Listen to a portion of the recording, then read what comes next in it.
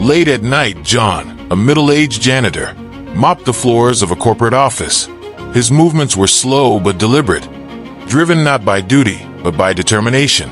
In his locker, a small, worn photo of his 10-year-old daughter, Emma, was taped inside. He stared at it for a moment, whispering, "One day, Emma, you'll have the house you've always dreamed of. I promise." Emma had always dreamed big, despite their tiny, run-down apartment. One evening, as John returned home, he found her sitting on the floor, sketching with crayons.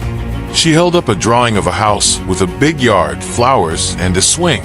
"Dad," she asked with innocent hope, "one day, will we live in a house like this?" John knelt beside her, his hand gently resting on her shoulder. "Yes, sweetheart, I'll make it happen," he promised, though the weight of the world rested heavily on his shoulders. The days turned into years, and John's routine rarely wavered. He worked long hours, sometimes taking double shifts, cleaning floors, and fixing broken pipes in the neighborhood.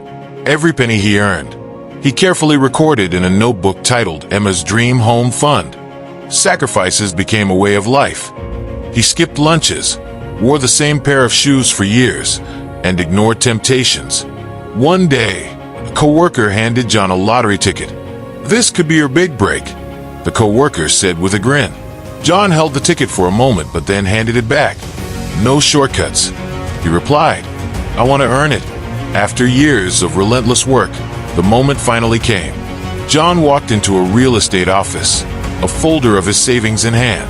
His voice trembled as he told the agent, "I've been saving for years. I want to buy a house for my daughter." The agent, surprised by his dedication, smiled and said, "Let's make it happen." A few weeks later, John blindfolded Emma and guided her to a small but beautiful house with a yard that looked just like the one in her drawing. He removed the blindfold, and Emma gasped, her hands flying to her mouth. "Dad, is this ours?" John nodded, his voice breaking. "It's all for you, Emma." Tears streamed down her face as she hugged him tightly, whispering, "You're the best dad in the world." As Emma ran around the yard, laughing and twirling, John sat on the porch, holding his well-worn notebook. Watching her, he wiped a tear from his cheek, whispering to himself, "Dreams are built with love and sacrifice." That day, John's years of hard work turned into a life lesson. No matter how small the steps, persistence and love can make the impossible possible.